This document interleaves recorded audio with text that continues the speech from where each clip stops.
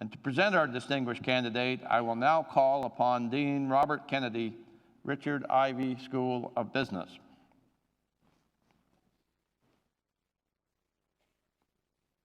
David Cornhill.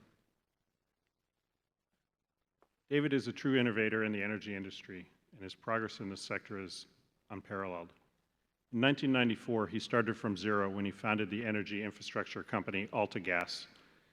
In 20 years, the company has grown to 1,500 employees across North America and has a valuation of over $8 billion.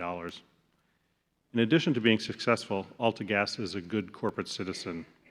The company supports causes such as health, social services, education, and First Nations entrepreneurship. Most notably, in 2014, the company provided $500,000 to the Indian Business Corporation, an Aboriginal financial institution, so it could help First Nations entrepreneurs to start and grow businesses. Knowing firsthand how important it was for his company to have financial support, Mr. Cornhill wanted to do the same for others. His propensity to give back is exhibited in many ways. Mr. Cornhill is one of Ivey Business School's most generous philanthropic supporters.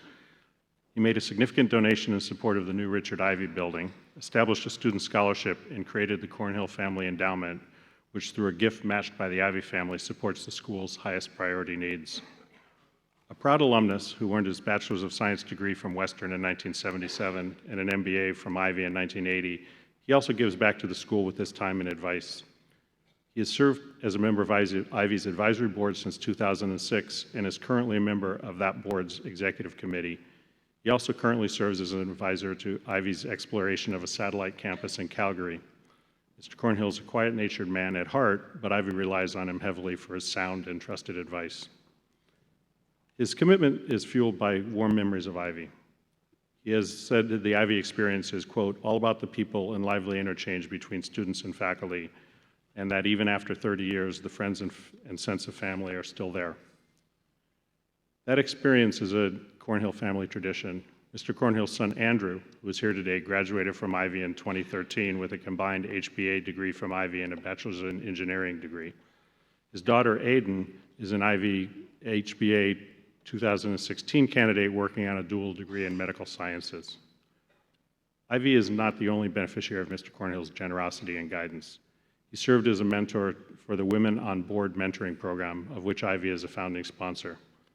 He also supports the Jane Goodall Institute of Canada, is a loyal donor to the United Way of Calgary and area, and has established the AltaGas Scholarship at the University of Windsor. He has received many awards over the years for his contributions. Several highlights include that he was named as Entrepreneur of the Year by Ernst & Young in 2000. He was the inaugural winner of the Ivey Leadership Award in 2010, and in that same year, the Ivey Alumni Association honored him with the Ivey Distinguished Service Award for his commitment and contributions to Ivey. Mr. Cornhill's success shows us that there are no limits to what you can do when you put your energy into your business, your people, and your community, and he has blazed a path that I hope you will follow. Mr. Chancellor, on behalf of the Vice Chancellor and in the name of the Senate, I ask you to confer the degree of Doctor of Laws honoris causa upon David Cornhill, a humble leader, generous philanthropist, and avid visionary whose dedication and devotion to developing the energy sector is evident.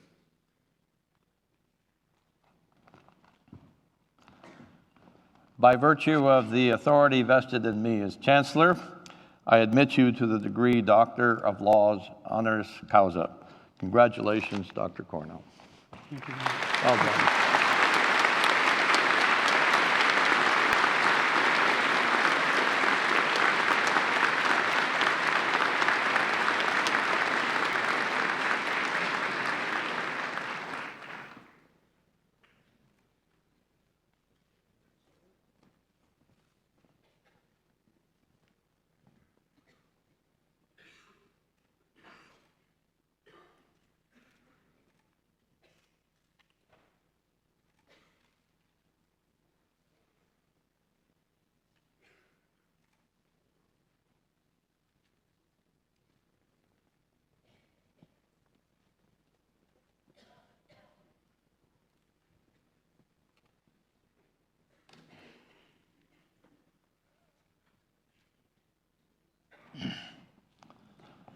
On behalf of all assembled here today, I should now like to invite our newest alumnus, Dr. David Cornhill, to address Convocation.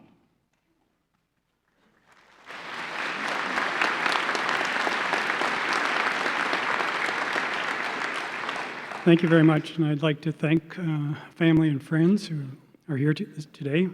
I'd like to thank the Western University for the honor I received today. I do feel it's a little premature.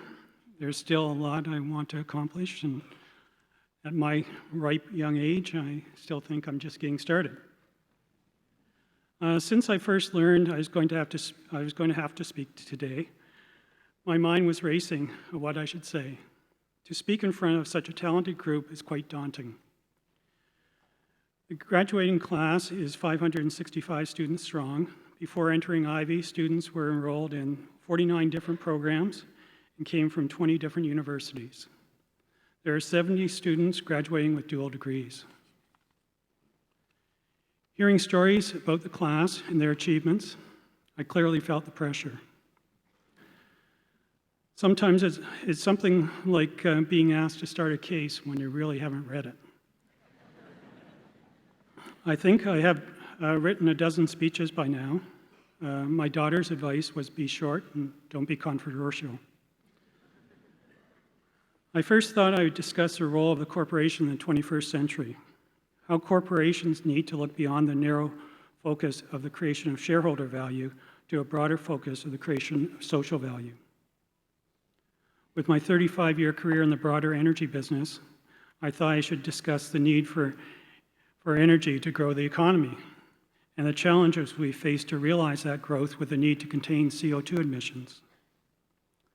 Then I thought I could discuss some of Malcolm Gladwell's books like David and Goliath and The Outliers and how it could apply to business strategies today.